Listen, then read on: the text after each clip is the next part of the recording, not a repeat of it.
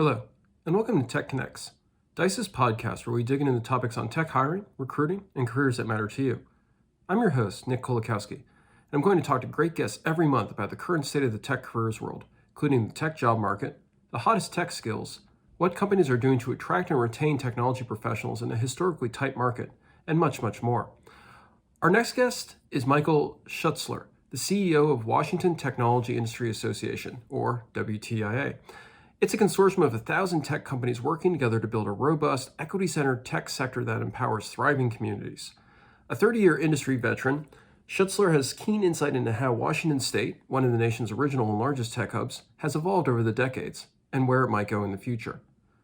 In addition to talking about the factors influencing the growth of tech hubs at the moment, we're going to delve into remote work, the ways in which factors like the cost of living can seriously impact a tech community, and much more. So let's listen in. Great. So I wanted to talk about the tech sector in Washington State. So the state for decades, Amazon, Microsoft, all these great companies that have called the area home, that have sprung up in Seattle, that in some ways have made Seattle and the areas around it, with all the innovation and so on. It's sort of synonymous with this incredible tech growth and so on. And the thing that I'm wondering, I mean, obviously Seattle is still prominent in everyone's minds, but there's also all these other tech hubs that have sprung up all over the place in recent years. You got Raleigh, New York City, et cetera. So how does Washington State, how does it stay innovative and competitive? I mean, now that there's sort of this diffusion of tech hubs and innovation and so on, kind of all over the country. I mean, it's still, how does Seattle still stay Seattle? How does Washington State still stay Washington State in terms of tech? You're not going to like me very much.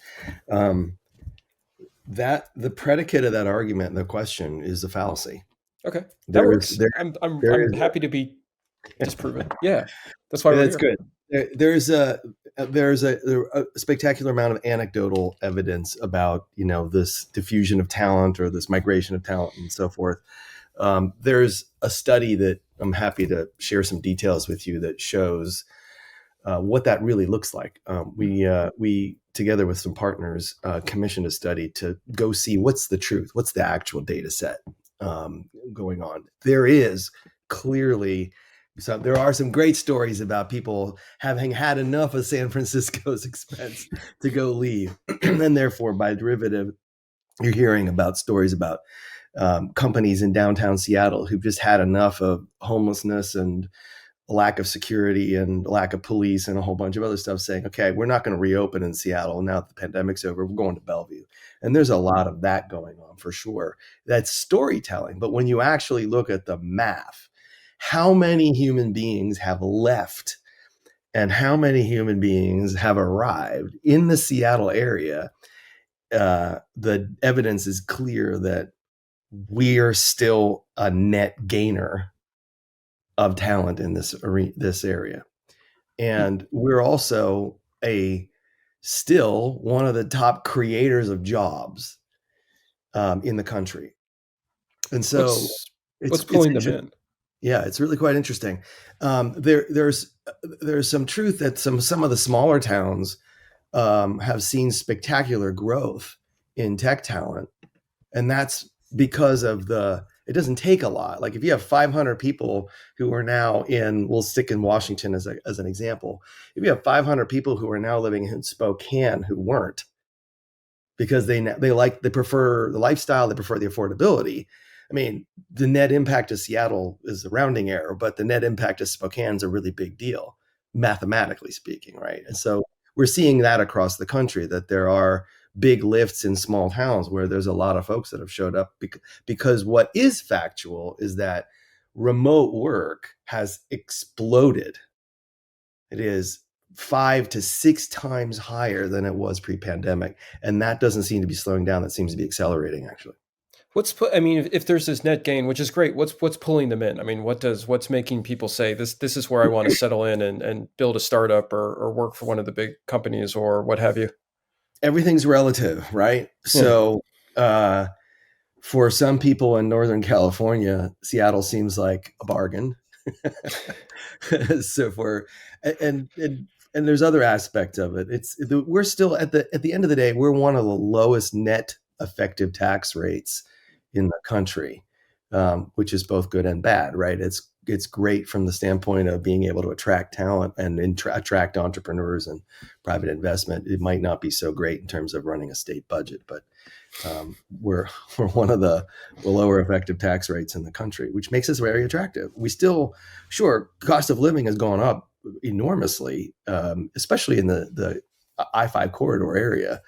But relative to other parts of the country, other tech hubs, it's actually pretty good. Austin, by contrast, has also exploded in cost. Yeah. I was just in Austin about a month ago, and you talk to the locals down there. I mean, their experience of the rising cost of living is even worse than it's been in Seattle. So the reason why Seattle's still attractive is because relative to alternatives, for many people, it's still very attractive. And I think the other thing that people don't have, like a lot of the common conversation on this topic in the public discourse is, while remote work is absolutely much more prevalent than it was before, there is still a desire by corporate leaders to have their top talent be local, even if they don't come to work every day. I want them physically accessible and easy to reach, because a lot of the creative processes we've learned through the pandemic just don't work on Zoom, Yeah. That's right? definitely true. Teams Yeah. is a terrible way to collaborate. It Yeah. turns out to be a great way to have a quick meeting in between the collaboration session. But if you want to do some design, if you want to do some creative processes that might require a few hours of folks gathering together, like the whiteboarding process is marginally acceptable. But the Are, real connectivity among human beings requires presence. are a lot of the companies that you're talking to, a lot of the local companies, are they veering more towards the everyone comes back to the office full time or everyone comes back into the office a few days a week model? Are they still sort of embracing the remote model? I mean, is there any momentum one way or the other? I mean, to that point, because yeah, collaboration is great. I'm just wondering what the companies you're talking to are actually, how they're actually implementing that. Yeah. Yeah.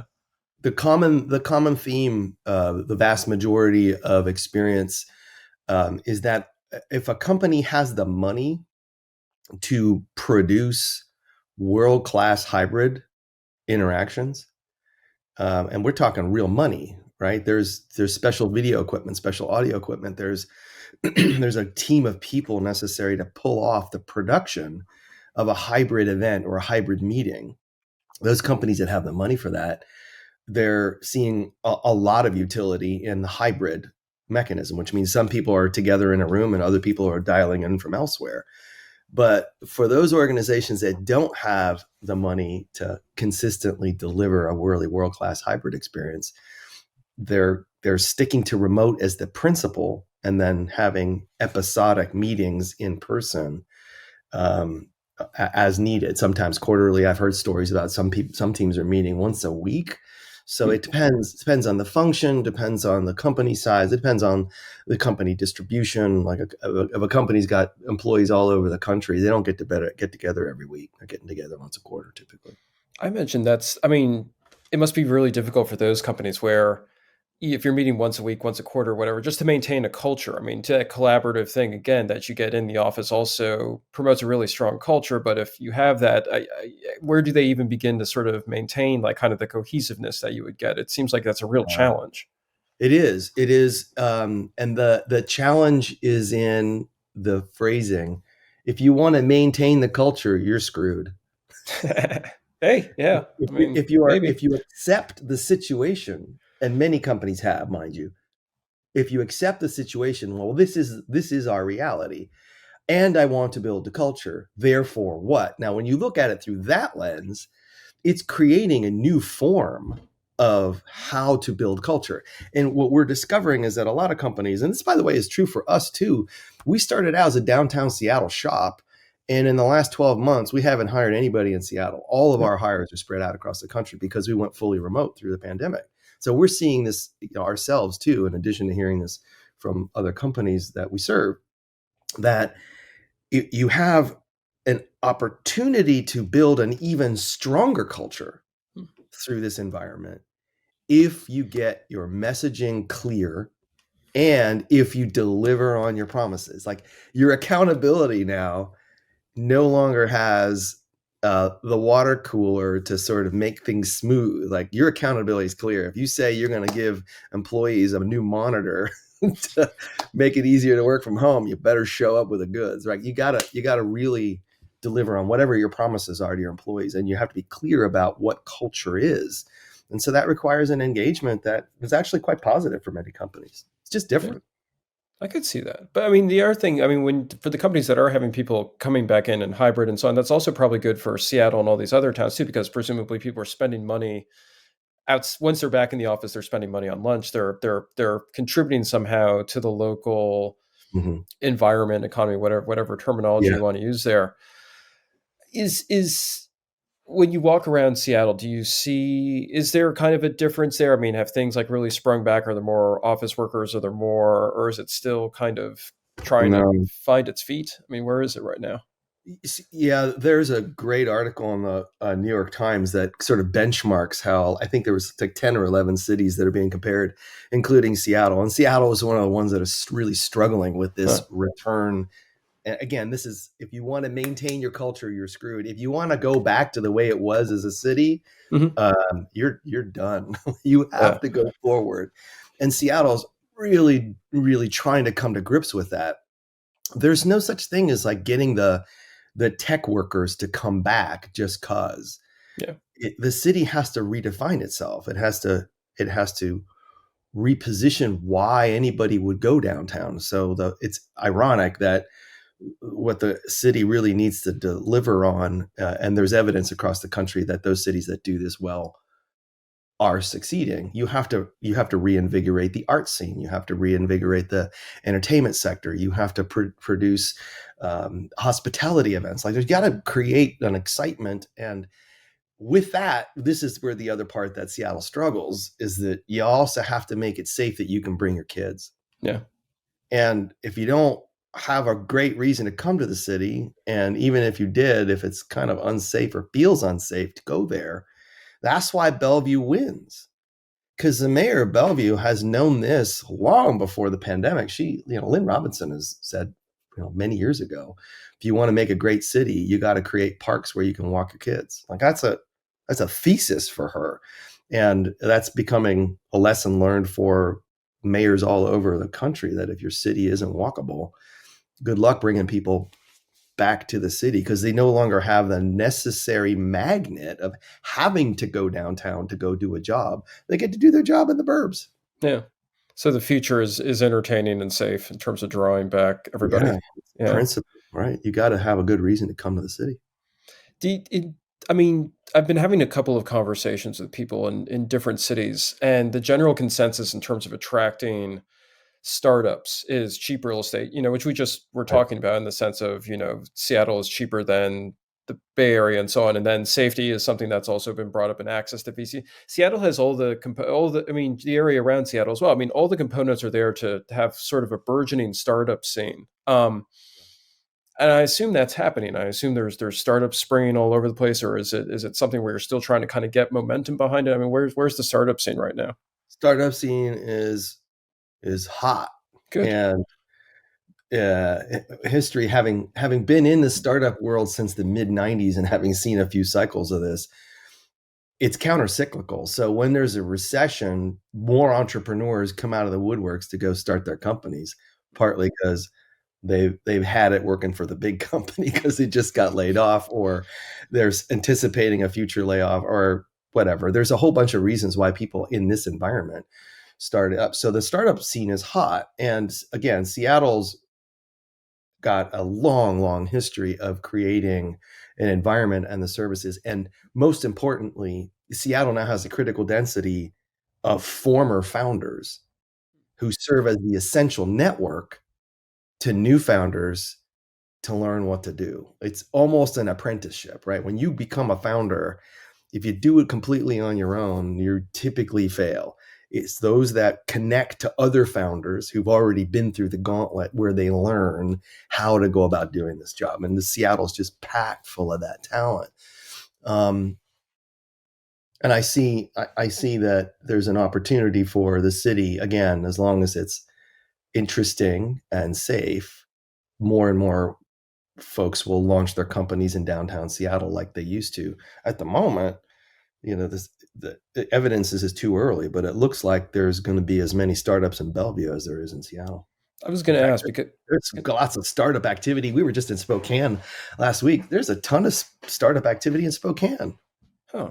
Yeah, I was going to ask because I mean, right now, when you talk to tech executives, there's this generalized fear that a recession is looming upon us, and that there's lots of economic uncertainty. So, as you're saying, if there's this counter cycle, then we should expect to see an uptick. If it's not already in process, it's probably would be coming soon. I mean, at least theoretically, according to that. Yeah, sure. So it's all about timing, right? So the startups of now, so if you take 100 startups now, we know in 5 years, 90 of them will be dead. And there's only 10 left. Yeah, That's historical math. If past is evolution. prologue, that's what Yeah. we see. So 10 years from now, there'll be many dozens of very large, awesome new companies we never heard of before. Mhm. So that growth will happen.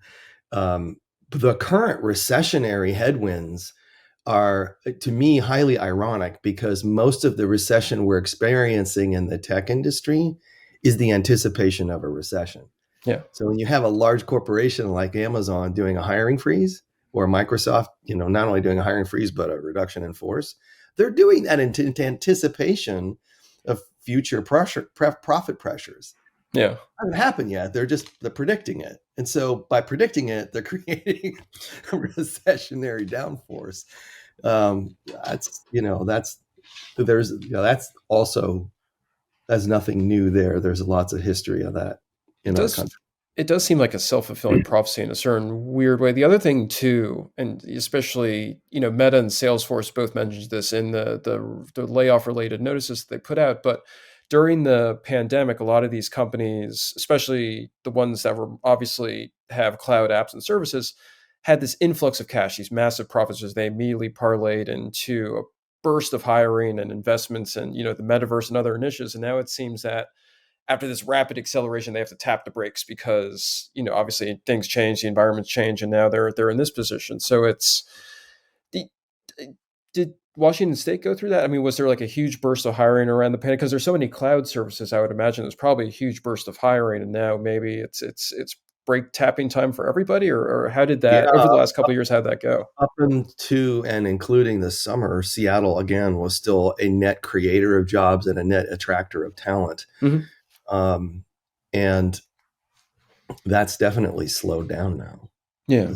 There are startups that are forming, but even if they're hiring, if 100 new startups formed last quarter, which is typically approximately what the number is, 100 new companies formed last quarter, their grand total hiring is maybe 300 people.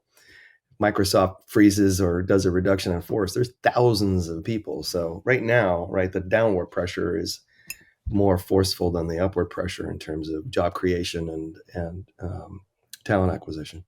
Among the companies that are hiring, is it just sort of a generalized hiring? They're hiring for software developers and so on. Are they going for, I mean, is there any sort of specializations or something that companies are more interested in? I mean, what's that granular landscape look like?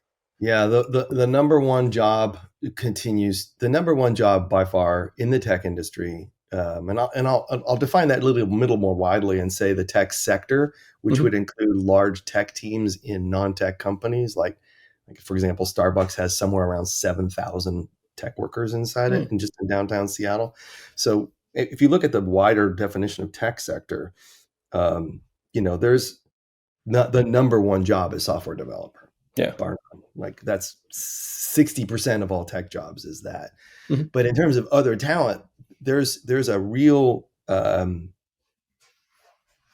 dearth of product marketing and product management talent in this area, and always has been. But what's shifted is that the pandemic has taught companies that they can get that talent, which it's in droves in the Midwest and on the East Coast. So it's a little easier to acquire that talent now if you let them work remotely. Yeah. Yeah. So I think job creation, again, has slowed down quite a bit, but the primary focus in this area has been software developer and product manager and product marketer. That's always been among the companies that I've chatted with recently. That's sort of pervasive fear that if they do enforce any sort of strict hybrid or back to the office, that they're going to lose out on the remote talent that might be Yeah. calling in from Chicago or other places around the country. And it'll be interesting to see sort of how that pans out, because I don't think it's sort of, in the category of self-fulfilling prophecies, it seems that there's been all these fears about hiring in this new remote environment and so on. But it also seems like companies are still able to find who they need locally. It's just, yeah, huh, Yes, it's interesting. on the margins where it really makes a difference. Yeah. Yeah. There's No, an enormous talent pool in the Pacific Northwest, enormous. And the aperture is a little wider than downtown Seattle now. It's I-5 corridor plus. So yeah. that's an even bigger talent pool. So for many companies here, whether they're startups or mid-sized companies or even a large corporation, if they're looking for new talent, they can look locally first, and 8 times out of 10 they can find what they're looking for here. But for much, anything on the margins, they're going to go elsewhere and be flexible about that. Yeah, and it's also, I mean, locally, it's a highly educated and skilled workforce. So I imagine startups or large companies, you don't necessarily need to look remotely, because you've got decades worth of, kind of this accrual of talent, which I imagine helps versus, Especially now, yeah, just because there's so much reduction in hiring among the large corporations, and in some cases there's even a reduction in force. There's more talent available. It's a little easier to get the talent now. A year ago, that we would not have had that as a statement. The job creation talent supply delta is about 10x a year ago. That's mhm. not true anymore. The one of the things that I do is I look at the diversity reports that companies like Microsoft put out in terms of hiring and creating a effective workforce and so on. But a diverse workforce is also a focus of these companies. I'm just wondering, what are local companies doing to? They talk a lot about creating more diverse workforces. What are they actually doing towards that? And is it working? Are these companies actually developing more equitable, diverse workforces as they've been promising for years? Yeah, larger corporations are struggling with this Okay. Why? because, well, I mean, it's hard to turn an aircraft carrier That's true. Yeah. and change direction. I mean, the changing of direction of a very large ship is a little slower than a small one. There's let's go to the predicate though. Like the most important thing in here is to recognize there's a reason why some, not all, some companies, especially in the tech sector, are focused on diversity. And that's because it's become very evident that a wide definition of diversity, which is race, gender, um, political affiliation, Yeah. educational credentials, I mean, go wide on the Mhm. definition of diversity. The more diverse your teams are, the more creative they are. Yeah. And if you're suffering in an environment like most of the tech sectors companies are, in which there are complex problems that are very often unconventional, like it's a brand new approach to something. Like if I'm trying to invent a new product, you want to be as creative as possible. So you need a more diverse team. There's evidence that shows that you're going to be more successful in creating new products if you have a more diverse team. The second reason why is actually an existential threat. The entire workforce in the United States, the demographics are shifting Mm. True. Yeah. substantively Yeah. towards non-white majority. So those companies that realize that the workforce is moving in that direction, if you start now practicing your skill at creating an inclusive workforce, then diversity is actually an outcome. And that's where the mindset of a number of companies has started to move to, is realizing that they have no choice. They actually have to become really good at not only recruiting diverse talent, but retaining it. And that ultimately is the big challenge for our industry. Is many companies in our industry have gotten much better at recruiting the talent.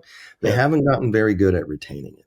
How do you retain a diverse workforce? Is it a matter of simply like incentivizations? Is it a cultural thing? Is it a little column A, a little bit of column B? How does what are the more effective ways for that to There actually? are a number of components to that. The most significant factor, based on the work we've done now for the last 4 or 5 years, really working with companies to figure out what's working and what's not.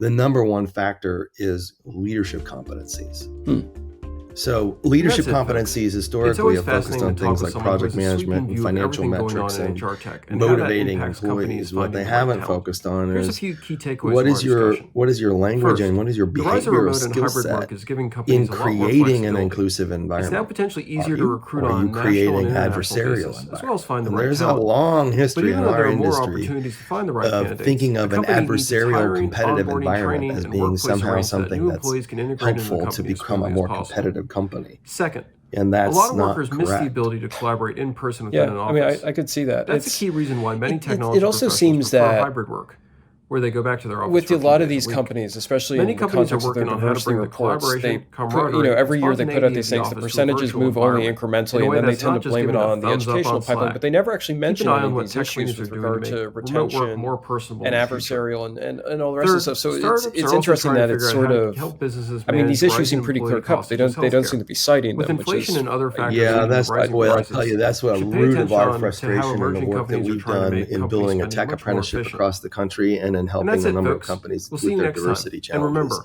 Dice is your best resource to That find the is tech that talent is you need to a fill your open specious roles. And argument. for It's technologists, really the best awful. place to grow your tech career. There's no evidence to support there's no women or people of color in the pipeline. You're just looking in the wrong talent pools. yeah. If you insist that you're going to work with only the top 25 schools in the country, then you are dealing with their demographics. For sure, that's true. And it's also true that somewhere around sixth grade, our current public school system across the country, not just in Washington, in somewhere around sixth grade, girls and young children of color vote themselves out of math tracks. Hmm. Like that's a societal systemic problem. That's true. But in the end, if you're looking for women of color to add to your team, you can find them in droves. You just actually have to do the effort to go find them. And you have to actually create a system in which they feel welcome. Yeah. And as you mentioned, in terms of, I mean, the apprenticeship program that you just alluded to, I assume is something meant to alleviate that. It's something meant to train people to go into those jobs. I mean, programs like that, I imagine, would be helpful for more of them were implemented. Absolutely. Yeah, there's plenty of wonderful diverse talent. And again, go wide on your definition and you can find lots of diversity in community colleges. You can find it in smaller schools. You can find it in people who shifted their careers from Uber driver to software developer because they went to a coding boot camp. You Yeah. just need an industry that's willing to engage with that particular talent pool, and it's been very reluctant to do so. Does Washington State have a lot of, I mean, obviously there's great schools and so on. I mean, are there a lot of those programs that are designed to apprentice people, to train them, to shift them from Uber driver to software developer? I mean, locally, is there that kind of that teaching ecosystem? There's a handful. The Apprenti, which we created, is just a apprenticeship across the country, started here in Washington and still Yeah. functions here in Washington. Ada Developers Academy has been around for a while and do a really good job of focusing strictly, almost entirely on women to reskill them. But our problem in this state really is systematic, catastrophic defunding of the public school system over the last 25, 30 years. Oof. We don't rank very high in this country on public funding for schools.